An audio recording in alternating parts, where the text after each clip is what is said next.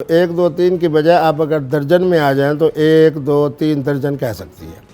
आप 3 डजन खवातीन के साथ मतलब एक सुकून की ज़िंदगी गुजारी है। खवातीन के ज़रिए से सुकून हासिल करो। जब तक सुकून का तसलसल जारी रहता है निकाह रहता है, और जब सुकून का तसलसल ख़त्म हो जाए टाटा टाटा टाटा अस्सलाम वालेकुम।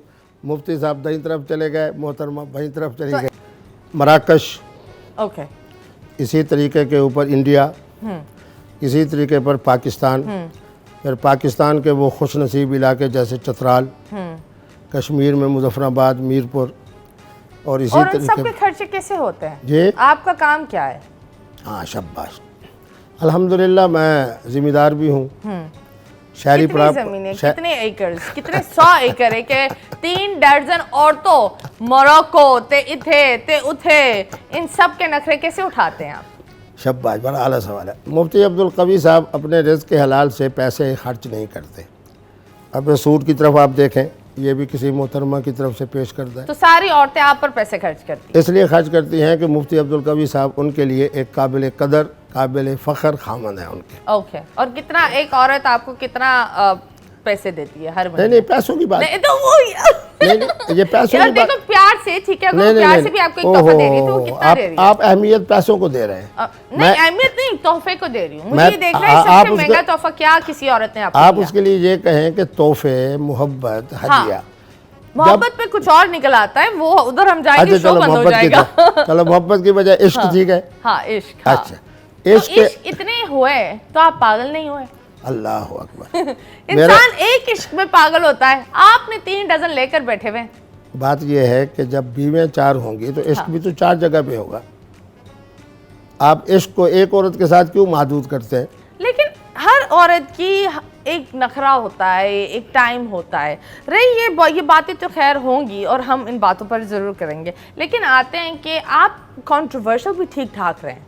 मसलन मतलब हरीम वाला भी एक सिलसिला था, उसके बारे में आप, उन्होंने तो एक चीज़ बता दी, आप मुझे बताएं क्या था वो?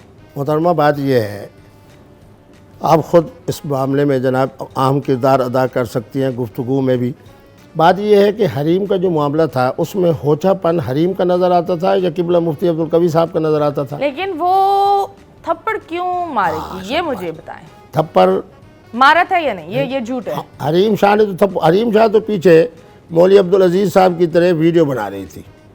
थप्पड़ मारने वाली जो बच्ची है उसके लिए मैं हल्फन कह सकता हूँ कि उसने मुझे थप्पड़ नहीं मारा, आके यूँ हाथ रखा, वीडियो बनी पीछे और चली गई। तो लेकिन इसके बावजूद सुने हाँ। इस बच्ची का नाम आयशा। आपने कहा है ना जी आप बातें, तो मैं इंशाल्लाह आज खुल के बात करें। ऑफ कोर्स ये मैं आपको जज नहीं करी, मेरा एक चीज़ है, अवाम के सवाल मैं आपको पूछाएंगी और आप उन सवालों को जवाब दें। आज मैंने आपसे ये ताउन करना है कि आप अगर सवाल में रखेंगी ना 25%, मैं उसको 100% तक पहुंचाऊंगा। ओके, अल्लाह खैर करे साडे शो की। नहीं इंशाल्लाह आपका शो जूझ जाएगा अल्हम्दुलिल्लाह, क्योंकि लोग मुझे भी देखना चाहते हैं और आपकी भी माशाल्लाह जो प्रोग्राम है वायरल होता है। और फिर मुफ्ती साहब की आज की गुफ्तगू चूँकि आपको 25 नंबर से 100 तक ले जाएगी तो यकीनन ये प्रोग्राम बहुत बहुत हाँ, बहुत वायरल होगा। 3 डजन खवातीनें लेकर घूम रहे हैं तो खैर ये तो अपना पहले वाली बात मुकम्मल कर ले।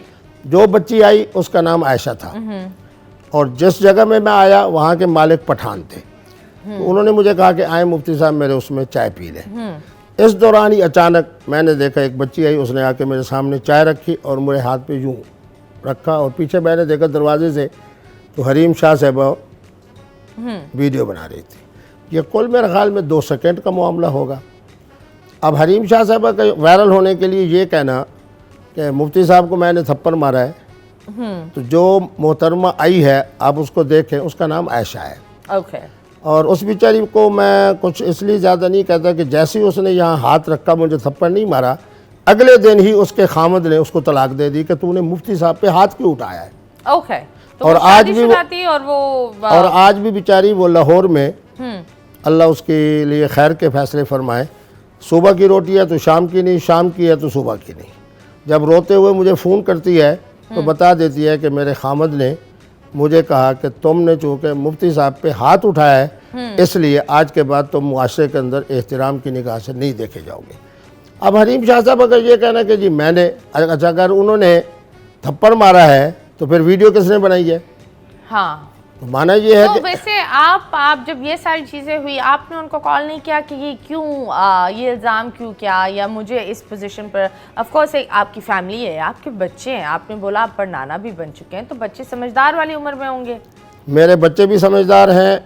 जिस कौम से हरीम शाह का ताल्लुक़ है, पूरी पठान कौम, आज पूरी पठान कौम पूरी दुनिया के अंदर किसके साथ मोहब्बत कर रही है, किसके साथ प्यार कर रही है, किसी को दावत दे रही है, कहाँ कहाँ अपने लिए मुझे तौर मेहमान बुला रहे हैं, कि बड़ा मुफ्ती अब्दुल कवी साहब। आज इस वक्त पठान हजरात की मुझसे मोहब्बत व अकीदत इसी वजह से है कि हरीम शाह ने वीडियो क्यों बनाई। ओके। और आज भी मैं हरीम शाह साहब का जब फ़ोन आता है तो मैं उनको कहता हूँ कि पाकिस्तान में ना आना, क्योंकि तुम्हारी कौम बड़ी जज्बाती कौम है, तो इसलिए हिफाजत के साथ जहाँ रहो वहीं पैर वहीं खैर। तो आपने पाकिस्तान नहीं आना। ओके, तो आपने ये उनको बोल दिया और वो इस हाँ हाँ बिल्कुल बिल्कुल, और उस पर अमल कर रही है वो। ओके। और मैं तो अरब इमारात और इन ममालिक में जाता रहता हूँ, तो वहाँ भी मोहतरमा के लिए आना इंतहाई मुश्किल हो गया, बल्कि नामुमकिन हो गया है। ओके, क्यों? उनके अपने मामलात के सिलसिले में। ओके, आप बताएं, आप एक हिलाल कमेटी में थे, उनसे उस जगह से आपको हटाया गया, वो कोई पॉलिटिकल चीज़ थी या पर्सनल, किस वजह से आप पर ये एक इल्ज़ाम लगा? मैं आपको सलाम पेश करता हूँ, आपकी मालूमात बहुत दुरुस्त है। सूरत हाल ये है कि जब मैं मदीना यूनिवर्सिटी और जामे अज़हर से पढ़ के आया तो मेरा बहुत ज़्यादा इकराम हुआ मोहतरम ज़िया-उल हक साहब के ज़माने में। 82 से लेकर 95 तक मैंने दुनिया के 54 और 55 ममालिक का सफ़र किया, 5 बड़े आज़मों में गया, तमाम इस्लामी कॉन्फ्रेंस में शिरकत की। ईरान इराक जंग हो रही थी, तो मैं ही वो खुश नसीब था कि सद्दाम हुसैन साहब का भी मेहमान हुआ 4 साल, और हमारे मोहतरम खुमैनी साहब का जो जश्न अव्वल था उसमें भी मैंने शमूलियत की।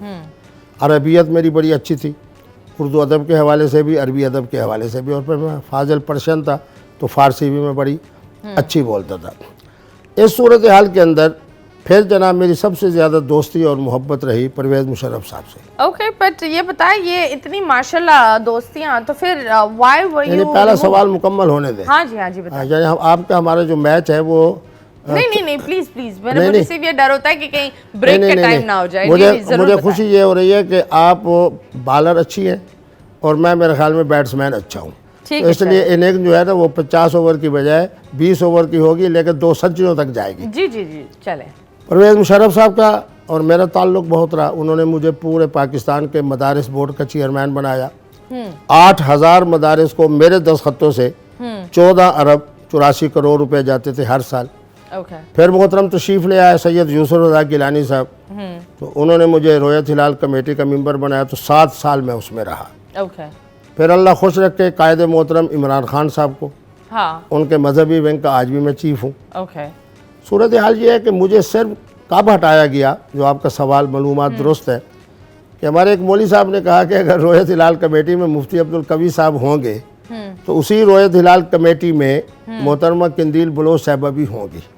जब उनका ये बदबूदार जुमला है तो फिर मैंने ख़ुद कहा कि अब मैं इस ओहदे पे नहीं रहना चाहता, क्योंकि जब मेरा अपने ही तबके का एक आदमी इतनी बदबूदार बात करेगा तो माना यह है कि मुझे अब इस ओहदे पे नहीं रहना चाहिए। हाँ, कंदील बलोच की जब हम बात करेंगे उस पर हम ज़रूर गुफ्तगू करेंगे, लेकिन हमने एक छोटे से ब्रेक के बाद वापस आएंगे। Stay tuned.